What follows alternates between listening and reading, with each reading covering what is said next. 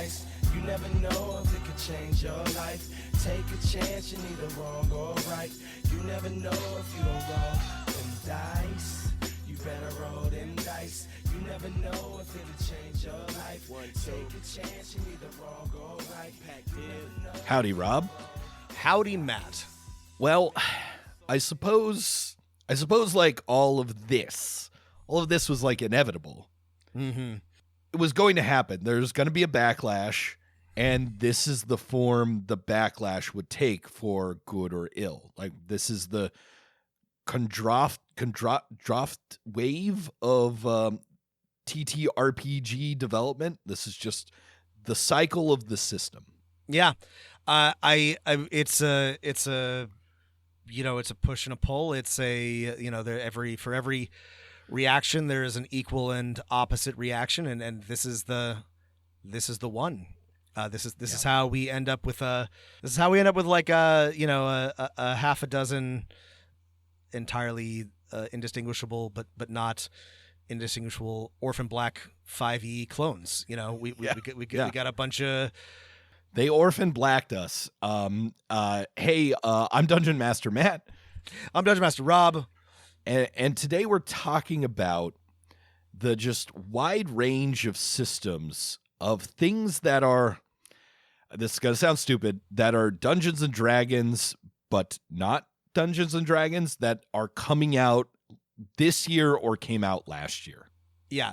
We're talking, you can call them hacks, you can call them Heartbreakers, you can call them clones, and we'll dig into some of them are more like one of those things than the others, but we really are like looking at a bunch of, very similar but not quite exactly the same Tatiana Maslany's. Like, it really is an Orphan Black situation. Like, they're very similar, but they are different in very distinct and interesting ways. But you will recall, listeners, probably the OGL debacle of, was it now 2 years ago?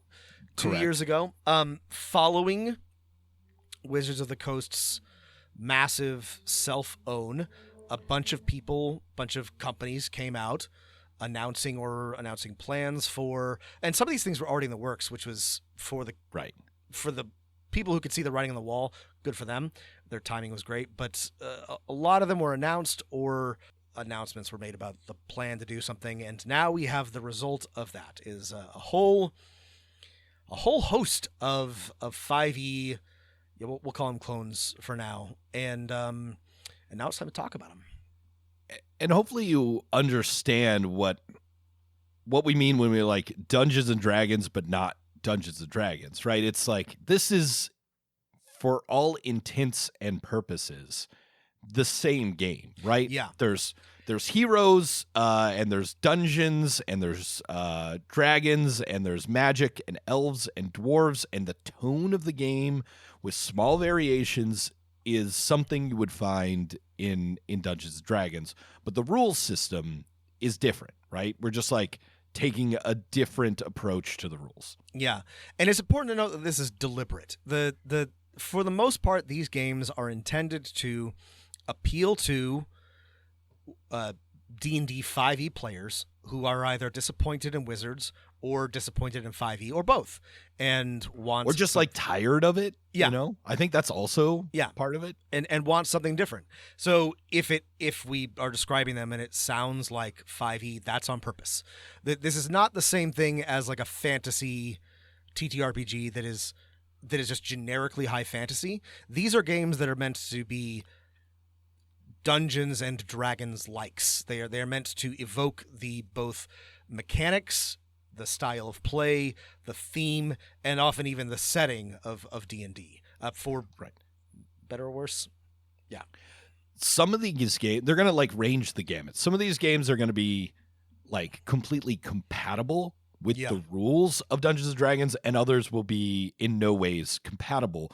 But I think what we mean by Dungeons and Dragons, but not Dungeons and Dragons, is that you could tell someone you're playing Dungeons and Dragons, and if they weren't super familiar with the rules, and just like watched your interactions and like the stories your players ended up telling, they'd be like, "Oh yeah, that's Dungeons and Dragons." So, and I should say, Like, I, for one, think this is a good thing. Like, you Yeah. know, let a 1,000 million flowers bloom. Let 1,000 TTRPGs bloom. I agree. And I then think this is a we good will thing. choose one and cut down the rest. It's our plan. Yeah, and this is interesting because, well, it's interesting for a lot of reasons. We'll talk about, because all of these have sort of like something distinct about them. They're all taking, for the most part, like kind of a different approach. And like we said at the just a minute ago, the reason for this is clear, right? Like, Wizards lost a lot of like goodwill with their fans. A lot of people are tired of 5e or want something different.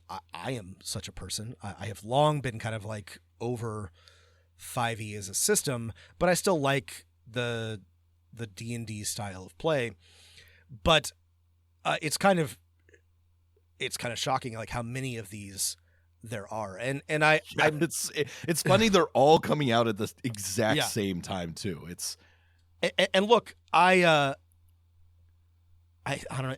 At the start of this, I feel kind of bad because I think this is a good impulse. Like Matt said, this is good. Like, let's get more of these. Yeah, but like I want to like meet people, and they're like, I'm playing Dungeons and Dragons.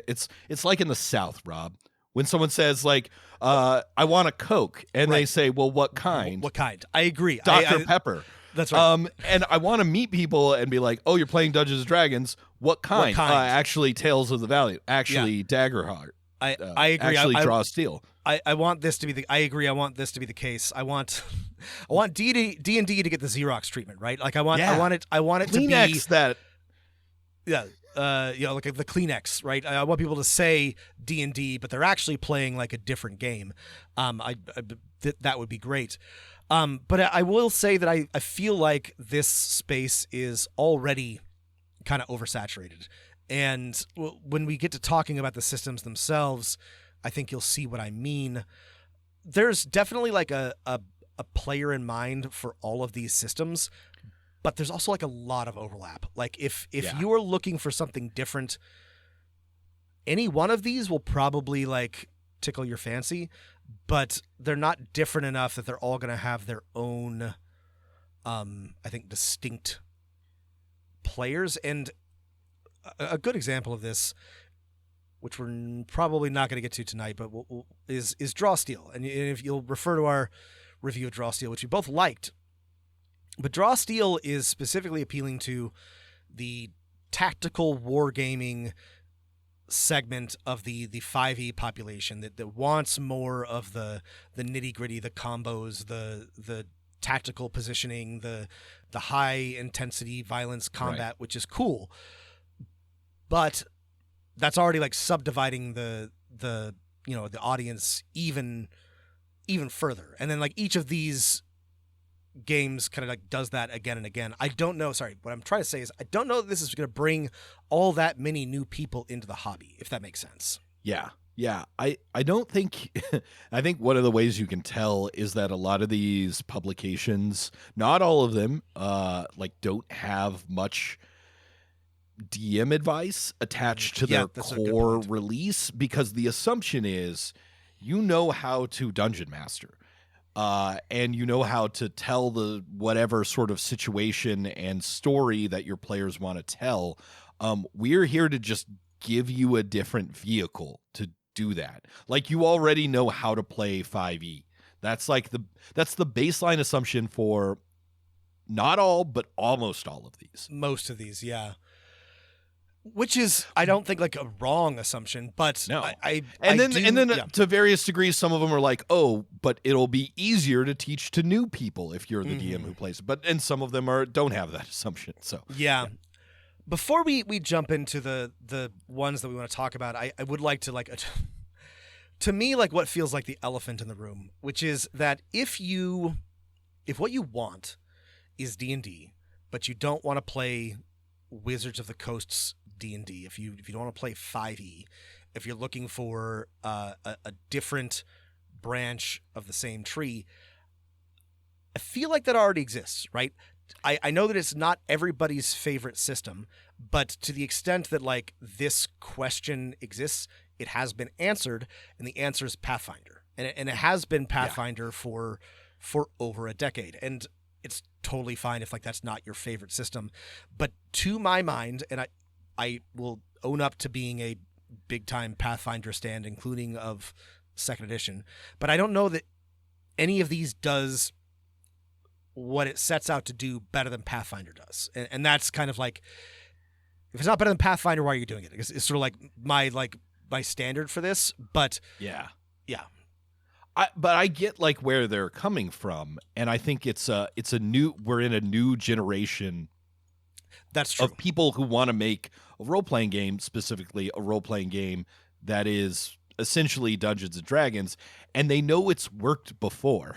Yeah. That's the thing, is like, yeah, that's the Pathfinder point. fucking worked for 5 or 6 years, right? Yeah. Pathfinder was the best-selling role-playing game Mm-hmm. in a lean time for role-playing games, to be sure, but it outsold for at least a couple of years Dungeons and Dragons 4th edition. And like, I think what I mean by like new generation is, I think not all, but some of these designers come from people who either got into role-playing games or got back into role-playing games in a serious way when 5th edition came out. Yeah. So like 5th edition's on their brains.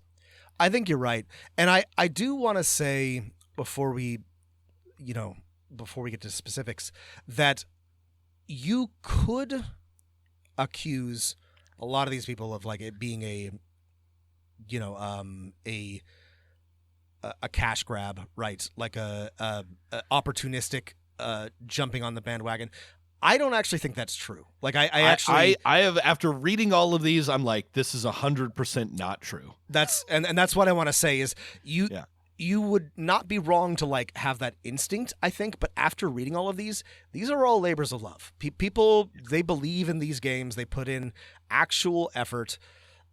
They really thought that there was a market and a need, or they wanted to put their mark on the hobby. So I do want to.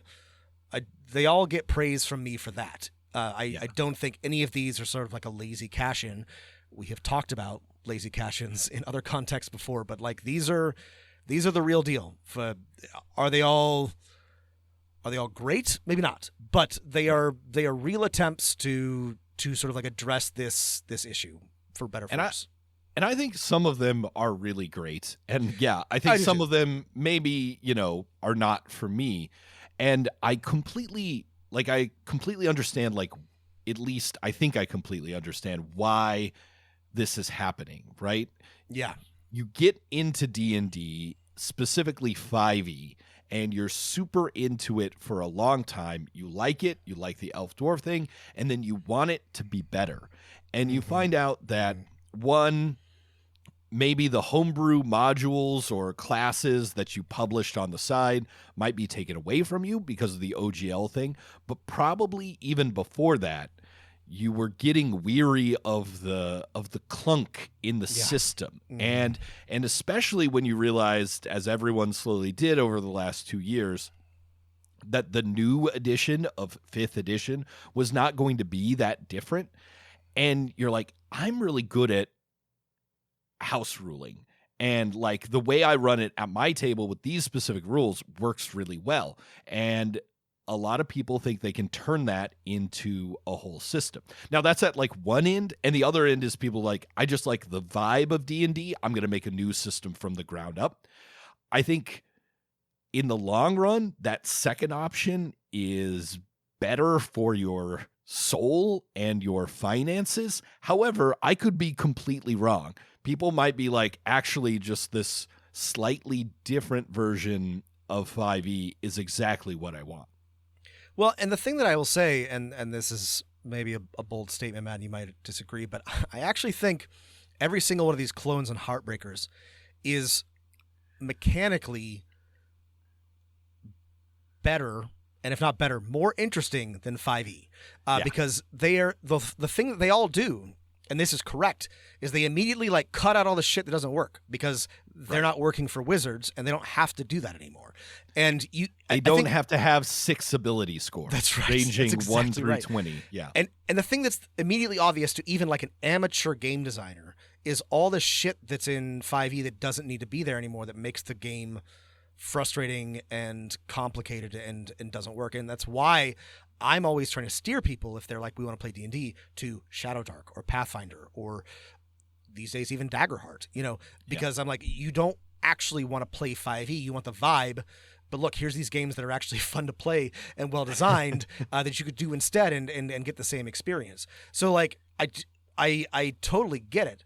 But to me, to my mind, and this is what Matt was saying, you might as well design something mostly new rather than trying to like fix 5e at this point. And the thing about what we're going to talk about tonight is they're mostly trying to fix 5e, and that's we're going to start with maybe the ones that are closer to 5e, right? So I guess tonight we may not get to all of these, but some of the things we have on our docket are Nimble 5e, Tales from the Valiant by Kobold Press, DC 20, and Level Up: Advanced 5e. And all of these, with the exception of Nimble, raised at least $1 million depending on exchange rates, and in some cases over or close to 2 million. So like there's a ton of demand, at least in the backer kit Kickstarter way. And we keep calling them fantasy heartbreakers. Do we want to explain a little bit where we got that term? Oh yeah. It's from Ron Edwards, who we haven't talked about, and I know is like a polarizing figure in the design space to some, but we have talked about his G and S essay before. No, this is ages ago. It's funny with I have a couple of friends here in town, and we do some game design together, and Heartbreakers is a term that we're using all the time, but it does mean something specific, and it does apply to these games. And it's actually funny because I think there's like a couple of different understandings to it, but like they're called Heartbreakers because they break your heart. They're like your game that like you care so much about, and like it's your passion project, right? And you're trying to like put all of your heart and soul into this like really cool idea. And sometimes like Blade to the Dark is a heartbreaker, right? And it worked out for John Harper, right? But sometimes it doesn't. There's a lot of heartbreakers out there that are really great games that end up being not successful. But it can also, sometimes refer to these types of clones or hacks that are meant to replace or supplant or improve upon an existing game.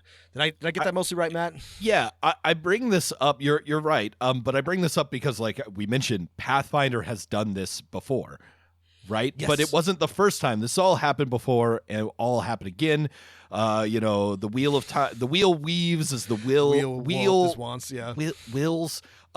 So Ron Edwards wrote on the Forge forums in 2002. About fantasy heartbreakers, and just to quote briefly, imagine a role player who learned of fantasy through Dungeons & Dragons. I can be a half-orc.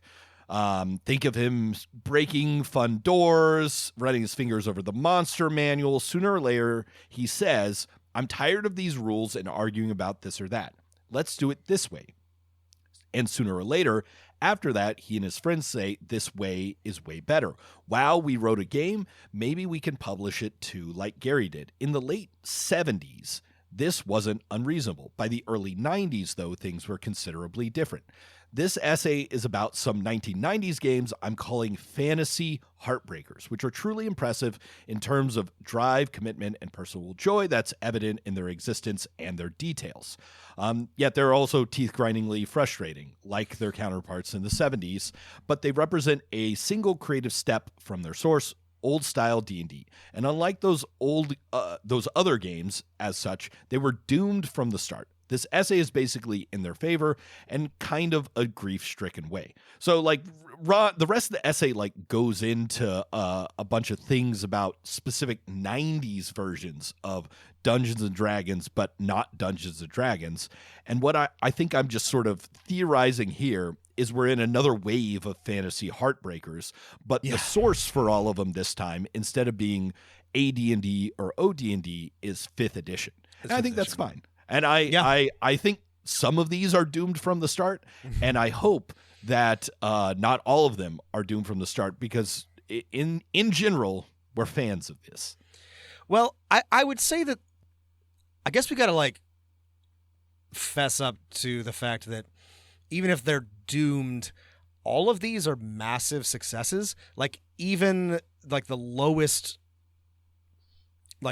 performing one still raised hundreds of thousands of dollars. Like that's not enough to retire on, but that's enough to keep Nimble. This is Nimble we're talking about. Nimble running for a while, and the rest of these raised $1 million or more, which is a lot of money. And so those are already like huge successes in the TTRPG space. Now, I did success, find one. I found one that didn't raise enough money to like actually do well, and I cut it from the list. We will not mention it because there's no point in. It's unfortunate for them. But like all the ones we're going to talk about, and again, there's 4 of these we're talking about tonight. One we've already talked about. That's Draw Steel, and they were all. Again, financially hugely successful. When we've talked about Kickstarters before, and there is sort of like, are they successful if nobody plays them and they kind of are consigned to obscurity? That's sort of like up to other people to decide. I, for example, don't think we're going to be talking about the Avatar TTRPG in 5 years from now, but somebody made a lot of money off of that, so I don't know. Does that count as success? Yeah, I don't know. I see. The thing is, again, I think 4 futures possible. Like we could have a scarce future, Rob, but an equitable one. Yeah, where like people are playing all types of Dungeons and Dragons for Dungeons and Dragons, but not many people are playing it. Right, the fad fades away.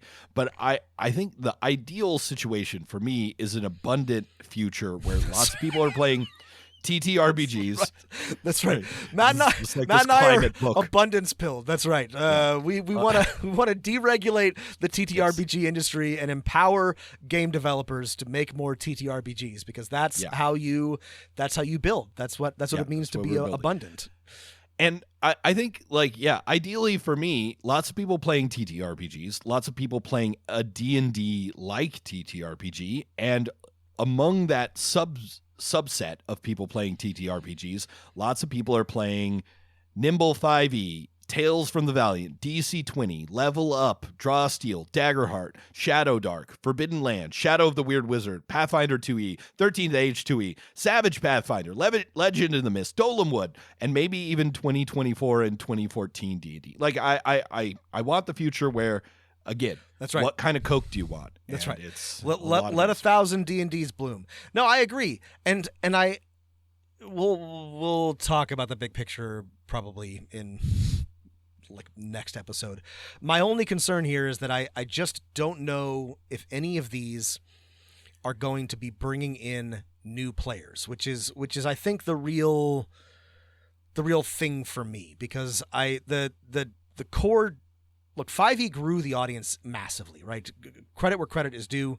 5e has seen a massive growth in the number and type of people who play Dungeons and Dragons, and that's great. But I think that there's still room to grow, and that is going to require appealing to people beyond that audience. And these, to me, look like they're splitting that audience, which is okay, which is fine. They're allowed to do that. Yeah, counterpoint, it is not the job of any individual role-playing game to be like, that's true, to get someone into this weird hobby. That is a good point. With that, should we talk about one of the one that I think might have a chance to grow the audience, in that, in my opinion, it seems easier to do. It is trying to make things simple, fast, and fun, and that is Nimble 5e by Evan Diaz. Yeah, we were hoping that there might be some disagreement between us, and maybe there will be later, but Nimble is also my favorite. And this is, if you are listening and the only thing that you care about is what should I do instead of 5e, honestly, this is what I would recommend. I think Nimble is pretty great. And it also, like, of the ones we're going to talk about, it has, to my mind, like the best production values. Like the art is great, the layout is really good. It's just how the book is laid out in terms of content is really well done. Like it flows very naturally. It's easy to read. This is a really, really high quality book. I was really impressed by Nimble. And it's, like Matt said, it's short. Right. That's what I was going to bring up, is that unlike a lot of the other 5e Heartbreakers that we'll be talking about, this one, like there's 2 books. Like there's core rules and there's heroes. And then there's a GM guide, and all of them clock in under or around 100 pages. The core rules is 50. It's the only one that's like, hey, we did 5e with less text as opposed to the same amount or more, which, guess what, is harder it's not easy than to do it with more. And the basic idea here is you're taking some of the core of 5e and you're stripping it down, but not in the same kind of like old school way as Shadow Dark, where things are like brutal and daring, exciting. You could die at any moment. The same vibes as 5e on a lighter rules chassis. Yeah, there's which makes sense. That's, I don't know if you know this, Rob. This is how this got started. Is Evan Diaz wrote a pamphlet like, here's my list of house rules for 5e. Slap this on top of your system and run it. And then he's like, why don't I just redo the whole thing? Yeah. And the end result is good. There's 4 stats and 10 skills, and it works great. It's also got simplified rules for HP and wounds and tactical combat, attacks, conditions. But like Matt said, it feels like D&D. It does not feel like the rules, pared down rules of like the Dungeon Crawl Classics or Shadow Dark. Like it feels like 5e D&D. Yeah, it's got and this is the thing that I was most impressed by, is like it feels very much like 5e, but with so many fewer rules. And I was like, you could just do that. I wish that somebody had done this sooner. I wish that this is the type of 5e that I have been playing for years. He also did something very clever here, and this is just like such a small thing, but this was one of my big gripes with Daggerheart, if you remember, is if you're going to break with the formula, break with the formula. There's the classes are very recognizably 5e classes for the most part, but they're not just named Barbarian and Druid and Rogue and whatever. They're named Berserker, the Cheat, Commander, Mage, and there are some new ones, which is cool. But I'm like, you don't have to have a Paladin, you don't have to have a Druid, you don't have to have a Sorcerer. Like, make a new class. Like if you're gonna make a new game, and I'm still kind of really hoping that Daggerheart's like final version does this, but you don't have to have like the exact same things. And by the same token, they've got all the like common ancestries, human, dwarf, elf, whatever, but then they've got a bunch of like fun exotic ancestries if you want to like get spicy with it. I really liked how they approached this. I disagree on your point of renaming the classes, because if they are exactly the same thing, if you're like Storm Seer, I forget what the druid is called. Storm Shifter. Storm Shifter is essentially a druid. They have weather spell casting and shape shifting. You might as well call it a druid for the WoW and 5e heads. To me, that's fine, but I see your point. I disagree, because if your point is let's get people from 5e to play this, that is an easy thing. I want to break from that mold. Like the thing is, like I want to pull people away. I want to keep the vibe and aesthetic, right? That I understand why people want to do a dungeon crawl. They want to have a high fantasy adventure. They want to be a party of, trooping across the lands. But there's a bunch of other shit that comes with those assumptions that I don't care about. And I like that Nimble has, I think, gone as far as they can to maintain the aesthetic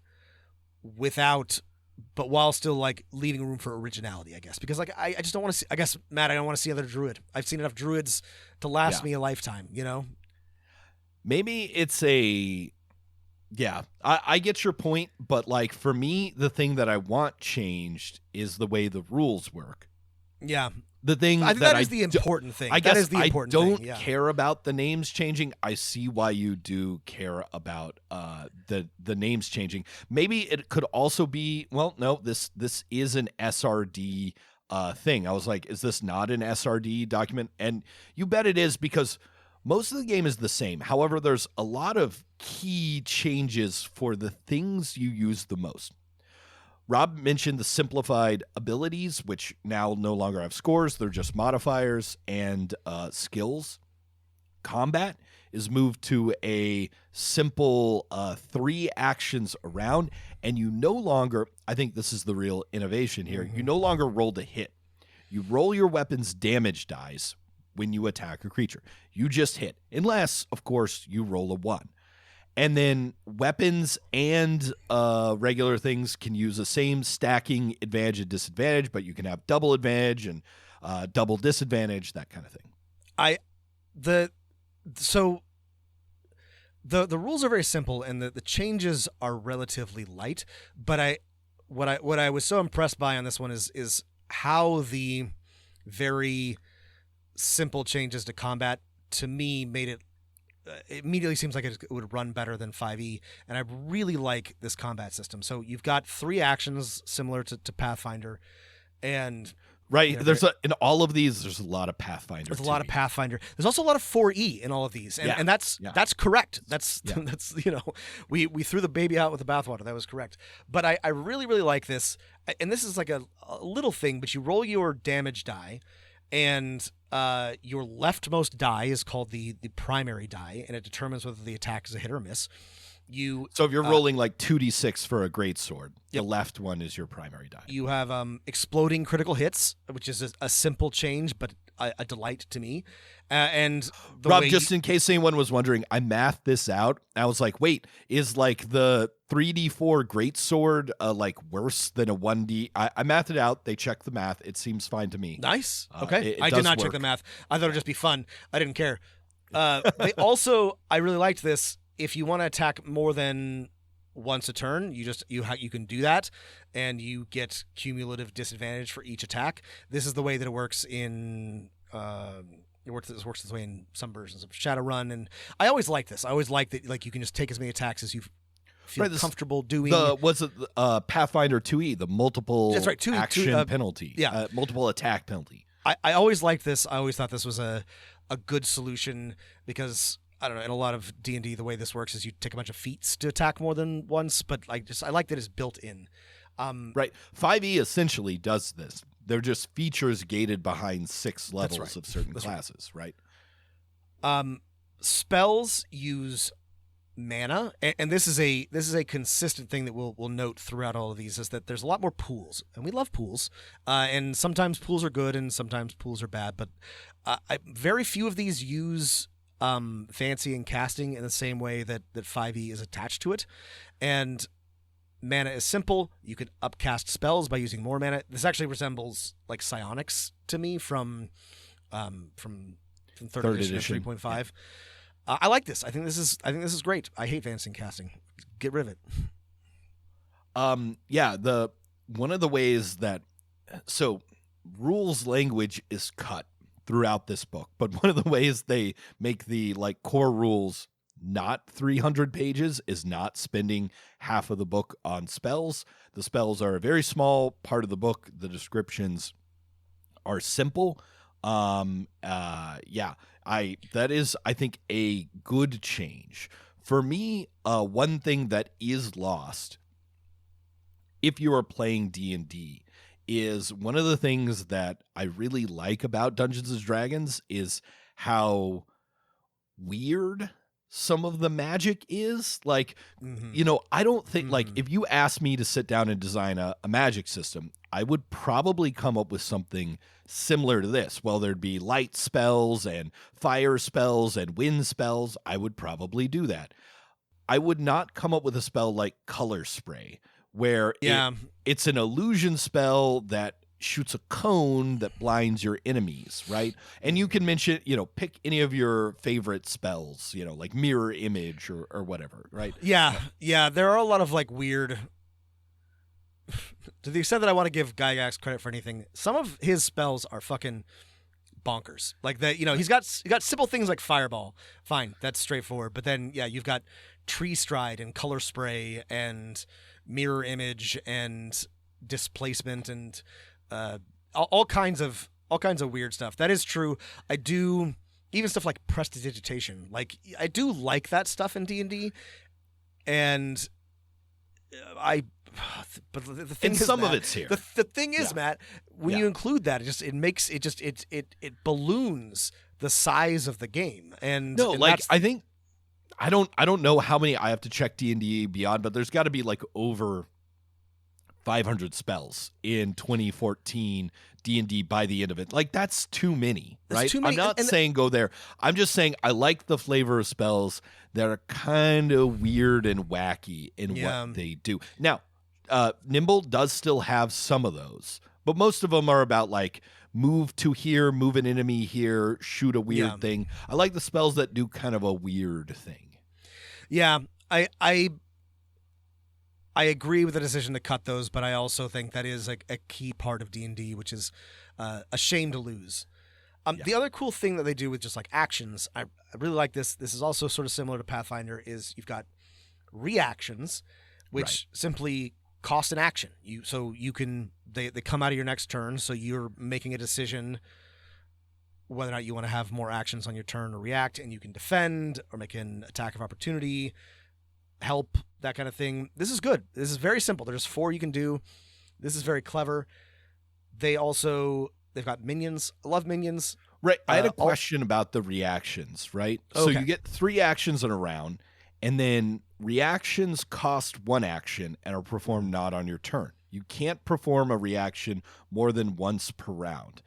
And then it says, like, what if you wanted to do 2? Like, the reactions are defend, interpose, opportunity attack, and help. One little call out says interpose and defend. Yes, as long as you have enough actions to spend, you can interpose and defend at the same time. However, you won't be able to do either reaction again until your next turn is over, since there's a limit to 1 round. So whenever you use a reaction, it's costing you an action from the next round. Is that? I think so. Okay. That's my understanding. I like that rule. I like that. I couldn't figure that out. Yeah, I think that's a good rule. Again, you're making it requires players to sort of like judge their opportunity cost of these things. I think that's good. I think it keeps people engaged when it's not their turn, and it makes those decisions interesting. What I like about it is it's very simple, but it's a simple way to keep players interested. I think that's very cool. Yeah, and I will say the way spells and damage work is just, it's really great because, again, you can still miss. If you roll a d10 on a longsword, you're missing 10% of the time, right? And, like, there's nothing you can, well, there are some things you could do to modify that, but, like, it is less likely that in D&D 5th edition, where the assumption is you're hitting, like, 66% of the time.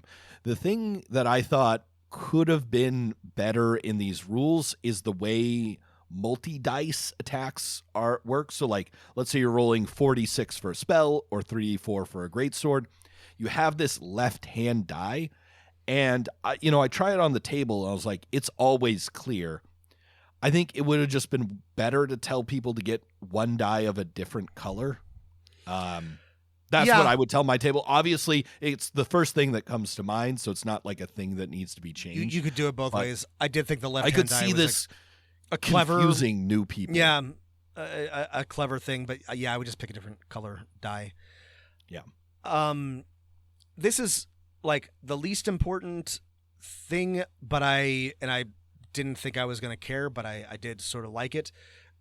Just like D&D, you've got backgrounds and other like character creation choices, and they're fun and interesting. They're things like back out of retirement and academy dropout, and raised by goblins. They're more fun than the like the D&D backgrounds. Character creation is really simple and interesting. I really was impressed with like how quickly and naturally it flowed. Again, the same feel as D&D, but just twice as fast. Right. And they all fit on 2 pages, so you can print it out front and back and hand it to your players. Like, again, 2 pages with art, with big text. So, like, when we're talking of, like, was the scale, is this more complex than 5e or less complex? To me, this one's 100% less complex for both existing and brand new players.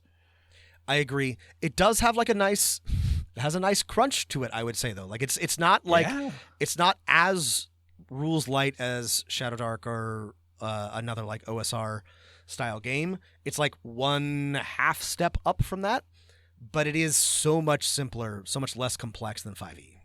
Yeah, it really took to me, it is taking the magic shining path that is taking some of the best ideas of the OSR and Pathfinder 2e specifically and mixing them with the essentials of 5e that I think people are familiar with. Like the equipment list is pretty similar to the 5e one. Like the conditions are very similar to 5e. And I think one way I can prove my point is that the character sheets for this game can fit on half of a page as opposed to a whole page. Yeah. The other neat thing, I think, I enjoy this, like, so the spells, like Matt said, there's far fewer, and there's fewer. There are some utility spells which are neat, but they're a lot less weird ones. They do so they're divided into different basically elements or types: fire, ice, lightning, radiant, etc. There are sort of like combos you can do. So some spells will set people on fire, which give other spells a bonus, or some spells will hamper them, which can give them an advantage. You can do cool things if you cast lightning spells on metal objects. It's small. I like this. I enjoy combos. I like comboing things together. This is fun. This is a trade-off and a difference from 5e, but I really like that there's like only like 8 spells in each like sub category, but they like interact with each other in interesting ways. I think this is neat. Yeah. I like from the dungeon master perspective that not all, but like your more basic monsters, your kind of henchmen, your minions type like that, can essentially be written with 2 numbers, right? Like a basic kobold or whatever is 12. That's its hit points. 1d4 plus 2. That's its attack. And then you put in parentheses, like, does it have a ranged attack or not? Like, that's super helpful for, like, when you're running at the table. I think that's really great. But unlike, let's say, OSR, where, like, maybe that is pretty much the only type of monster you can get, you do have more advanced monsters that have like some kind of special actions and things like that. There's options, right? The baseline for a mob is 2 numbers, but you can get more complicated. But like I like that it's a very simple chassis to build on. Right. But again, this goes up to like a dragon that is still, it could fit on a playing card, right? Or maybe at your most complicated monster, a tarot card. Let's see. So I think it's pretty clear we like this one. Yeah. You know, I have my reservations that if they were trying to do 5e in full, you know, my favorite part got cut, but I think, which is the weird spells, but I think all of the other stuff more than makes up for that. If that is what you're looking for, if you're looking for things that play like 5e, and let you build characters we didn't really mention. There's still classes that get features every level and subclasses that have all the You can still build a character like 5e. You can still import a 5e adventure, but it's simpler. Nimble 5e is a good recommendation for you. Yeah, I mean my criticism, objection of this, if I have one, is that it's still just a lot like 5e. It's a much better, much cleaner, much like quicker version of 5e. But I would love to see this innovation and this design acumen, just a different game. I would rather that it not be 5e at all. But but like I said at the beginning, if what you're looking for is 5e, but without all the stuff that's a pain in the ass, which is a feeling that I have had, this is it. This is stripped down to just the good parts, streamlined, and with a little bit of like extra stuff added to make it interesting.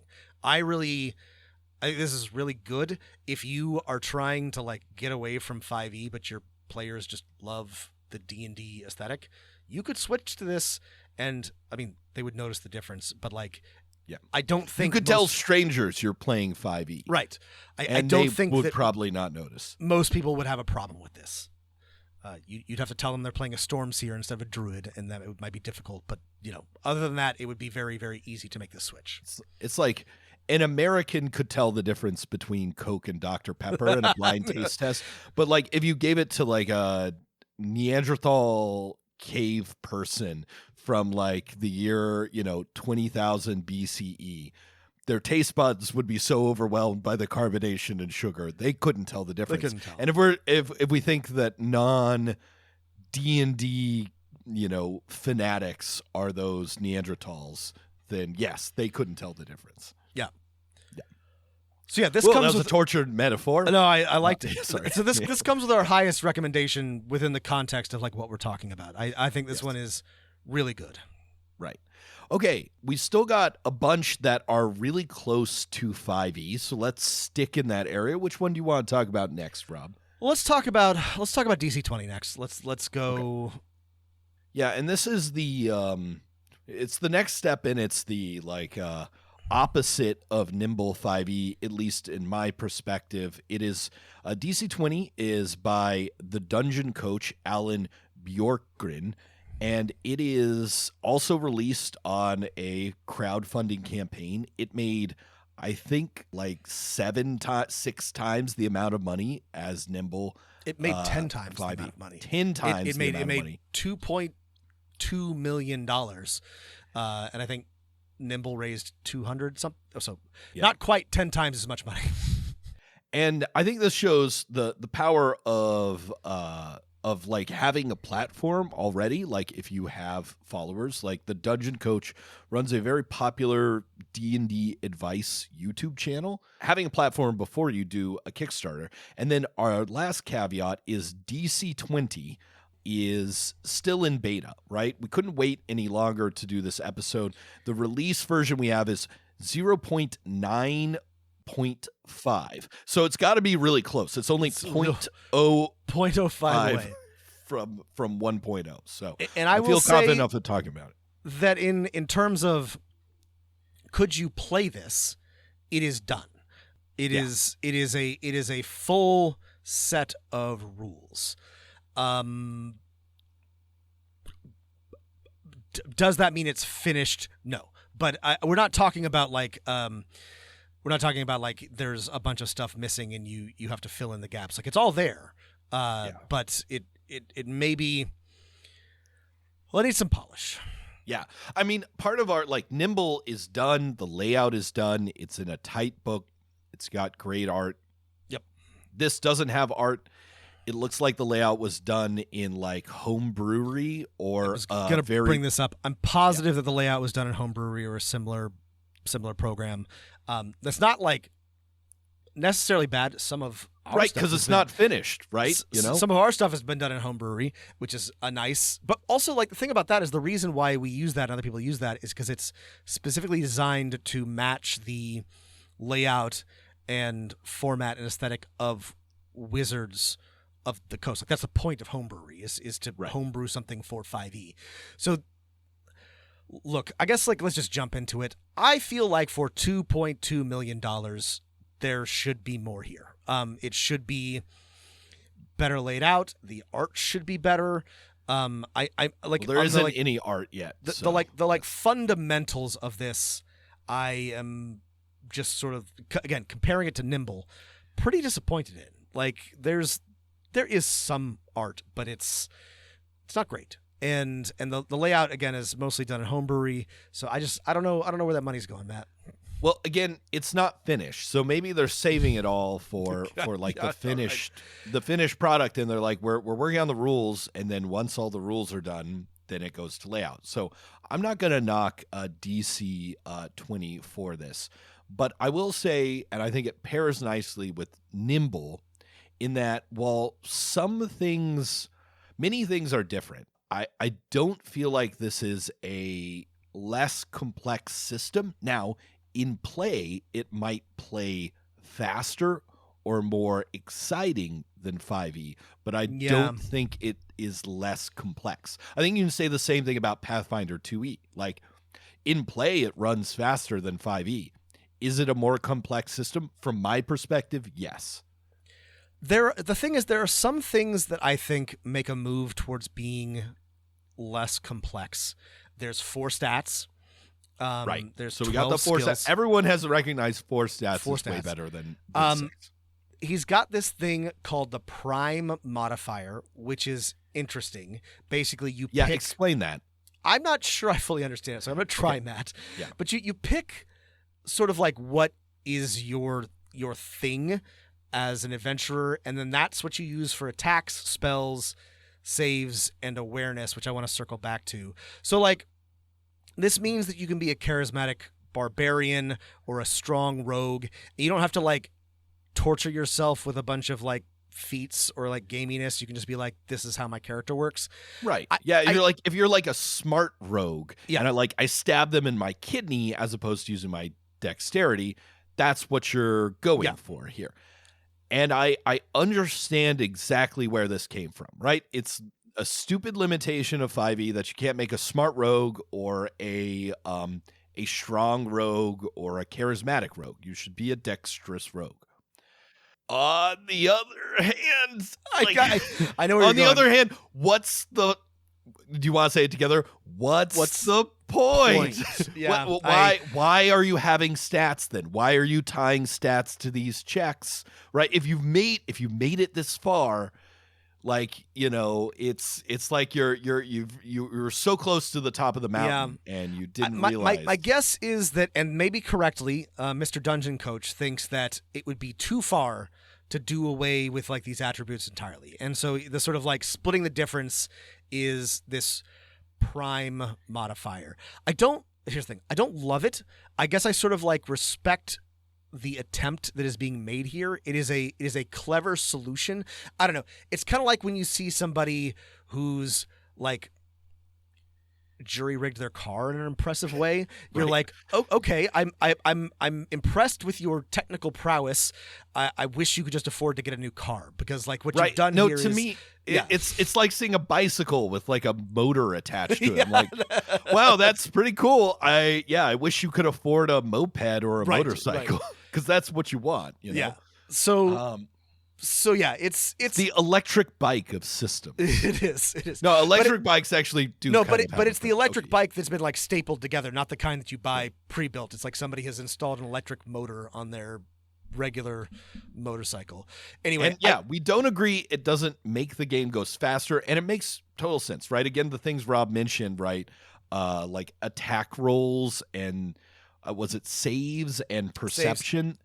Awareness. Like, so I do kind of like this awareness change. So instead of having perception, you have awareness, which is based on your prime stat. So all the other stats are based on like one of your attributes, or all the other skills are based on an attribute. But no matter what, your awareness is based on your prime stat.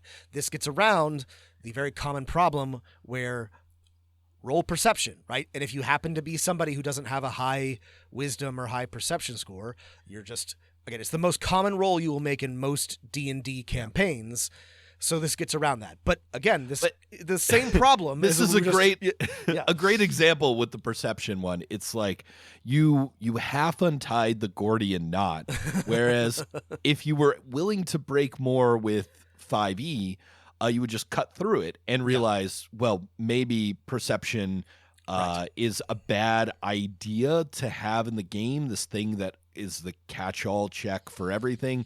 We should not have perception checks or divide the way they're done into several different things or something like that. Instead, we're just like, well, everyone adds their prime stat to perception. Yeah. Another thing he's done that I do kind of like. Yeah. I'm not sure I would do it the same way, but I do like is he's divided skills into skills and trades. So your skills are things like, survival, trickery, acrobatics, whatever, your standards. And trades are things like alchemy, arcana, masonry, lockpicking, right? And so you have points and skills to assign to both. I do kind of like this distinction. Do I think it's good or necessary? Maybe not, but I can kind of see what's happening here, and I don't hate it.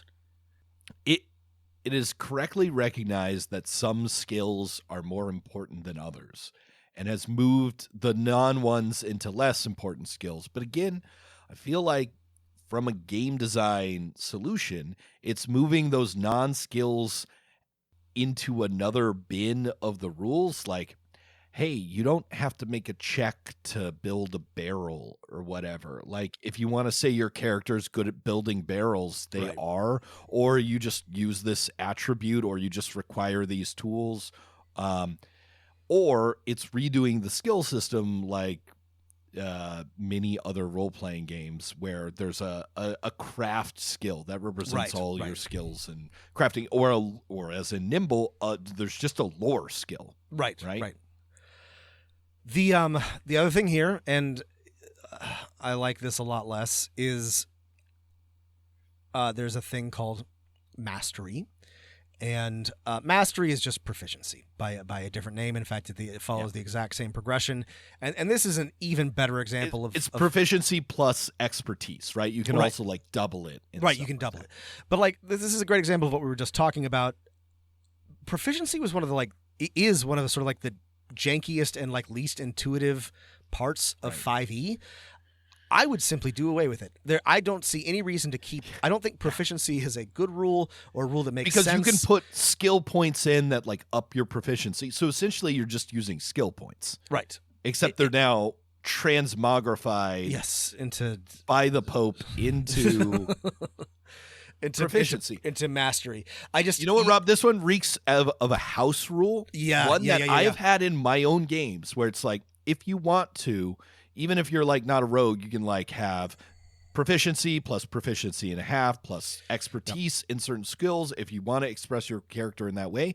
And that is a good motivation, right? Yeah. To do this. It's just the way it turned out in a finished game that's standalone has to be judged by a different metric than a house rule.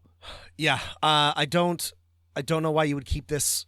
Just change the numbers, adjust the numbers. You don't need proficiency. Proficiency was a patch for 5e that they instituted to make it make sense. Don't keep it. You don't need it.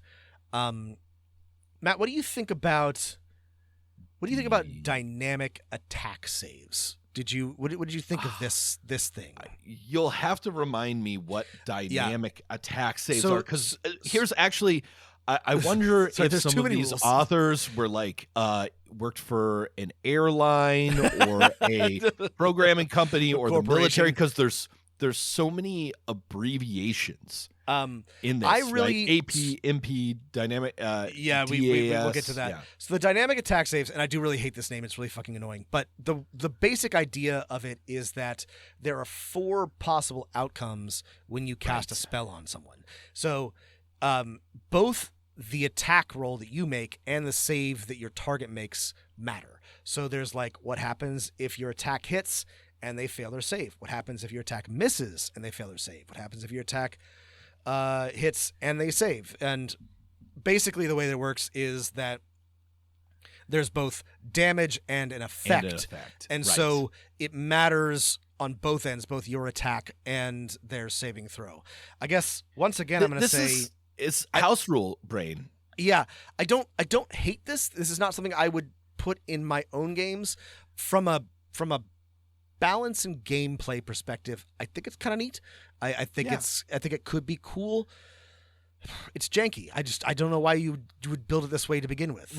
If you sat down at a Dungeon Coach Masters D&D table, and he handed you a little card. Sorry, we didn't do this for Evan Diaz. We shouldn't do this for DC20. Well, that's because Evan Diaz doesn't have a brand. His brand is not Dungeon. Yeah. Like Dungeon Coach has a brand. He has invited this. Who would just put Dungeon in their brand name? Just he has people invited full of us ego to call also him us. the Dungeon Coach. So okay, well, we call ourselves Dungeon Master. Anyway, like if you sat down at this game's 5e table and they handed you the house rule card that says, hey, this is how like spells work. So if you cast Disintegrate and you miss or whatever, the effect still happens, but the damage doesn't, or something like that, I would be like, that's a cool house rule, right? It makes a thing that feels unsatisfying in the game, where there is both a attack roll and a save, which is not that often in 5e spells, as far as I can remember. Feel more satisfying. I think he might have changed some of the spells so that it fits this better. Right. But it does feel like a house rule. Speaking of house rules, man, the next one also really smacks of this, and basically he's made it so that advantage and disadvantage stack. And this is not, I don't know, this is not bad. I guess it's really like it is relatively simple. You just sort of like keep track of instances of advantage and disadvantage, and you just, advantage 2, disadvantage 3, you have 1 disadvantage. But I also I don't know, I'm not sure I would do it this way. Yeah, I mean, I don't actually know, but I feel like an earlier version of like Lancer had this mechanic. Oh, yeah. And then the authors of Lancer were like, actually, we should make the disadvantage and advantage stacking a D6, right? So that you can have essentially 3 times advantage, and you roll 3d6 with your d20. I don't think this works as well, because if I'm remembering the curves, once you get to 2 or 3 disadvantage, the probability, like you're guaranteed to succeed. Now, I think someone who likes this game would say, I do want to play a game where like if I absolutely have to succeed in a roll, I can absolutely succeed on a roll. I will spend my whole turn, and you can do that in this game. You can spend extra action points to just add more dice to your roll. And this reminds me of some Monty Cook style design, where it's like you can put all your action points into something, you can spend your resources, and you will succeed. And that's essentially what it's saying. It does take away from the simplicity of the advantage-disadvantage system. I have to say, I guess I do kind of like, I see why you think it's messy. For me, I do kind of like the stacking system, but it does mean you're no longer playing 5e where there is this one mechanic, advantage and disadvantage. It's very simple. You either have it or you don't. You roll 2 and take the highest or the lowest, and it makes it something slightly more complicated. Is it that hard for players to figure out? No, but it is a move away from that. I go back and forth on this, because I think I wrote down in my notes that I liked it, but then I was talking about it, and I'm like, I don't know if I like it. So I think it's fine. I think it could work. I don't think it's that complicated, but I do kind of like the thing that you described Lancer doing better.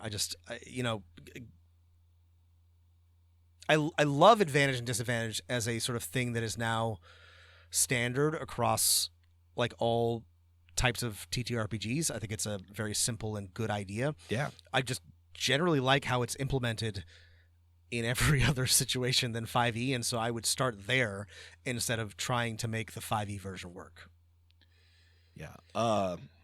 I think we also have to talk about if we're doing this one is we have to talk about the action system.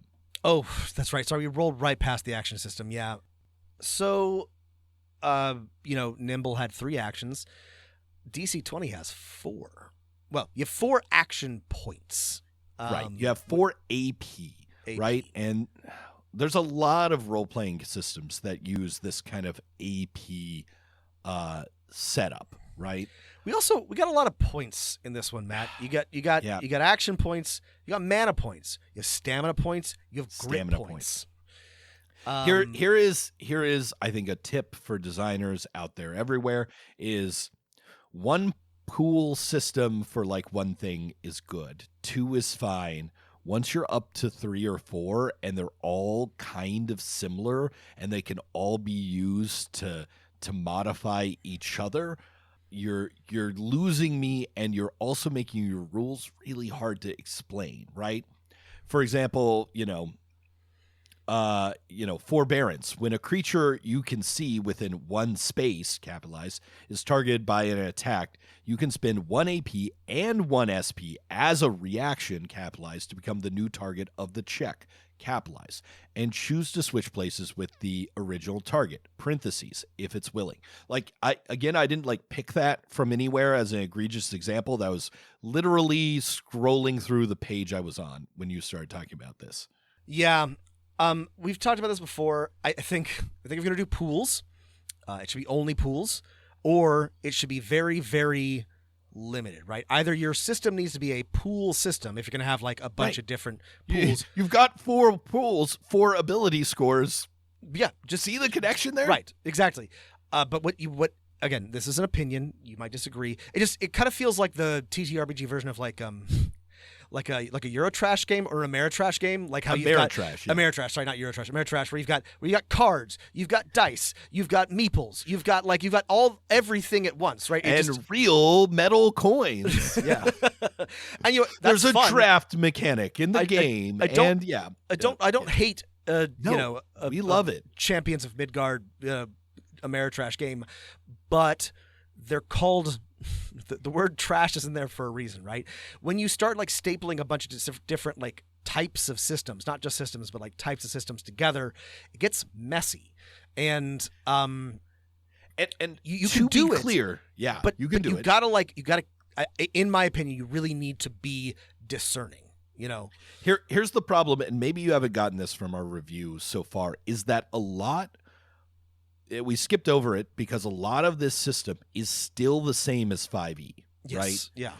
But we love role-playing games where you have a cool set of action points and you have a cool set of options that you can spin those action points on in combat. The problem arises when you staple that cool system to the chassis of 5e. Yes. The problem here is 5e generally is. And yeah, we haven't. You talked had made about, this fantasy system with action points and all these other things, not based and fundamentally rooted in 5e. I think it would work great. I think it would work great. I think there's some really good ideas here, and I guess when we get there, my ultimate criticism is going to be the same but more intense than Nimble, which is I just wish that he had made a different game. Nimble, I think, is a pretty good version of a pared down and streamlined 5e. This is a messy, complicated, sort of like lateral 5e, and the good ideas here are just sort of like mashed together with 5th edition, and I would rather just see those good ideas stand on their own. Yeah, it is this role-playing game did some paring down, right? Okay, we're getting rid of some attribute scores. That's some like low-hanging fruit. But by adding more complexity to the rest of the system without paring other stuff down, it feels unwieldy, right? This is the Pathfinder, right? When Pathfinder 2e came out a long time ago for us, I think at least my initial reaction was, oh boy, it's moved really far from the 3.5 roots, and I'm not sure that's what I wanted. But I think the reason why Pathfinder 2e works is it was willing to move really far from those roots. And this didn't quite get there, because I think at the end of the day, that is the best comparison for this system. This wants to be the Pathfinder for 5e. Yeah. And it's not, or the Pathfinder 2e for 5e. For 5e. And the problem is Pathfinder 5e is not ever set up where it can add these types of things. That's right. on. Unlike 3.5, like there's really like it doesn't work the same way. And like the thing that works about Pathfinder 2e, and again, you don't have to love it, but it got more complicated. It added a bunch of things, but they felt comfortable making the changes and making sort of like the design and layout and sort of like the way things related to each other with things like keywords and rules first language that makes it work, right? In my opinion, that makes it intelligible and functional, because they did not have to adhere to the rules of 3.5 or 5e, and it feels to me more like an innovation or an evolution than just a heartbreaker or a hack. And this Right. This is very much a hack. And I think like the thing that bothers me about DC 20 the most is that there's both a bunch of hacks, a bunch of changes to the core rules, but then a bunch of additions. And together, I guess I would have preferred one or the other. I would have preferred like, you're going to change the rules to work better, or here's a bunch of additions to the 5e rules that I would like to add. Together, it's too much. It's just it's a mess. Like, here is, for example, step 5 and step 6 of character creation, right? Step 5, stamina and mana points. Fill in your character's SP and MP. Martial characters have 1 stamina point. Spellcasters have 6 mana points. Hybrid characters, such as Spellblade, have 1 stamina point and 3 mana points. Step 6, defense. Fill in your character's precision and area defenses. Precision defense, PD equals 8 plus CM plus agility plus intelligence plus bonuses. Area defense, AD equals 8 plus CM plus might plus charisma plus bonuses. And I say both of these things, I know I'm sounding mean, but from a place of empathy, because I can imagine myself really in love with 5e. I've been there before. And I can also imagine myself being like, I wish I could make combat more dynamic. And then you start adding things and then tweaking a couple of things without changing the core chassis. And then this is where you get from a place of coming up with cool ideas, but then never doing the like big picture game design. Yeah. That like you at some point, right? You have to, when you have a formula that has 5 things for something for a starting character, you should ask yourself, could this be done differently? Well, and you mentioned Pathfinder, but I actually think the game that does what this is attempting best is actually Draw Steel. Like I think the MCDM game is doing this, but they were willing to break with the formula in a way that DC 20 is not. And right. They started from the beginning. Yeah. And that game is recognizably D&D, but like they changed the things that didn't work to fit the type of game that they wanted to make, which was a more tactical, combat focused, dungeon crawling, fighty type of game. And this feels like they were not willing to take that final step.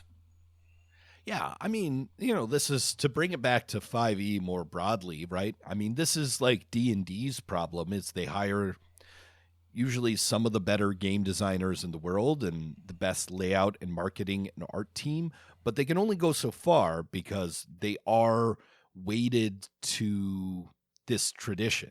And so if you're going to weight yourself to that tradition, you should have the reason should be it's going to make you a shitload of money because you've got the D&D name attached to the front and the nostalgia. Yeah. And if you're not, if you're doing what some of these are doing, some of the ones that we're not going to get to do today, like Tales from the Valiant, is you better make a better game than 5e. And I don't think that's even with all our criticism saying you should just start from the ground up. I do think you can make, a 5.575 D&D that is essentially the same but better. But all of these things have to be, you gotta hit it right in the bullseye, or the whole thing's gonna fall apart, because you're building an airplane that's already in the air. I mean, for all my gripes, I feel like with another, a few more rounds of polish, DC-20 might be a better game than 5e. It's still like it has cut some stuff that doesn't work. Sure. It's like less broken. Like most of our problems are it's just kind of too much, but it works. Like I think the system is functional and even maybe fun. I imagine if you were playing with the dungeon coach, it's probably a great time because he understands the system inside and out because he wrote it. I think it would be hard to run this if you were not him. But I think there's like the core of a good game here. It needs a lot of polish, and it's not my business, but I would love to see the books. I really want to know where those $2 million are going, but yeah, the thing is, they're probably going to tariffs at this point. They're probably probably all getting burned away in protectionism. But it's not enough to be better than 5e because unfortunately that's a low bar, and a lot of games have done that better already. So you have to be offering something else, I guess. Yeah, you really do. And again, we should point out at the closing of talking about DC-20 is that this is beta 0.95, 9.5, and that the layout is done fast and on the cheap, and there is no art. And we all know we just like automatically feel differently when we're looking at pretty pictures. But I will say, like, I don't like the way this is written. Like, it is going for that Pathfinder 2e style of like keywords and like linking things together and easy lookups. The problem is Pathfinder had a team of really, really good designers working for a really long time. You have billions of playtesters. And so that's why it worked. And Pathfinder they have icons, they have, color coding, they have, like they really like this could have that eventually too. It could have this eventually, but like if the thing is that's only going to work if you really go for it. Like you can't, and this is also a problem with 5e that I've complained about incessantly, is like you can't split the difference. Yeah. You can either use natural language or you can use, this sort of like keyword mechanized version of it, and both are fine. But in my opinion, the splitting the difference really doesn't work and it confuses people. We'll have to see what like the final version is, but this ain't it, I guess. This is, it's made to be a lookup book, but it's not at that lookup book stage yet. It is not a fun read. Oof. No. It's a real tough read. It is I had a tough time reading through this one because of that non-natural language. Me too. But again, like we said with Pathfinder 2e, once you're there, it really works. So, well, I like that we talked about these, that in my mind, they parallel, so Nimble 5e and DC-20, like two games that I really am confident in how they work, which is Shadow Dark, which is, again, pared down, way pared down OSR, and Nimble's like halfway there, and then Draw Steel, which is also still in beta, but is moving the other way with more fun combat things, which is kind of where this one wants to go, DC-20. So we only got through two, but just, big picture, there's a lot of these out there. Hopefully next episode we'll talk about Tales from the Valiant, Level Up. and bring in some of these other games we've been alluding to, like Draw Steel, Daggerheart, Shadow of the Weird Wizard, Dolemwood. But let's move to maybe our final thoughts. Yeah, I mean, really big ones will have to wait until we've gone through all of these. But in case you didn't pick up on it from what we were talking about, I think the major problem here is that, even if you're willing to make radical departures, 5e is a very difficult framework to fix or add on to or modify or really do anything with. And I have a lot of respect even for, I know we spent a lot of time griping about DC20, but I have a lot of respect for the people who put this effort in. Matt and I tortured ourselves for a long time trying to make the Warlord work in 5e, and we could have not done that, but we did, and I'm glad that we did. But I really feel that a lot of talent is being, I don't want to say squandered, but it's just that could be better put toward making a similar game in an OSR setting or using any number of other frameworks or open gaming licenses to just you don't got to do 5e, I guess is the thing is and this is sort of, I understand why you would, and we talked about this at the beginning, but I really feel that that's a fool's errand at this point. Yeah, but I understand where they're coming from. Me too. So the two we talked about were from independent creators. The two we've remained to talk about, Tales from the Valiant and Level Up, or at least Tales from the Valley, are from established creators. So I understand it's probably people see that their videos or their supplements, when they are 5e related, they tend to do better financially or content wise. And they recognize that this is maybe where the money is. And again, there are, I think, people who, I am one of them, who have had a lot of fun playing 5e and continue to have a lot of fun playing 5e. And they want it to be better. And I understand where they're coming from. But again, it is tough to find that sweet spot between redoing something a little bit, building a new system, and you can end up in that uncanny design valley really fast. I mean, this is going to take too long to talk about, so we'll have to talk about it next time. But there is a real problem with the economic incentives of making either something for 5e or a 5e clone or something like that, because that just gets you more money. It's the same reason why people make supplements or hacks or whatever, or they want to put out a setting book, and they clearly would be better for just about any other system, and they do it in 5e. And I don't really know how to fix that, but it's it's got some negative externalities, Matt. Yeah, it does. But again, maybe we will be wrong, and the result will be everyone who wants to play Dungeons & Dragons playing Dungeons & Dragons, but not with a million different systems, including D&D 2014 and 2024. That is a good outcome. All the other ones. A good vision. That's what I'm, again, abundance plus equity, the four futures outcome. All right, Rob, thanks for talking about this with me. We'll be back with more. If you have questions or thoughts about, or have discovered one of the 5e hacks, clones, Heartbreakers that we haven't mentioned, send us an email at dmofnone@gmail.com. Thanks for listening, everybody, and keep rolling them dice. You better roll them dice.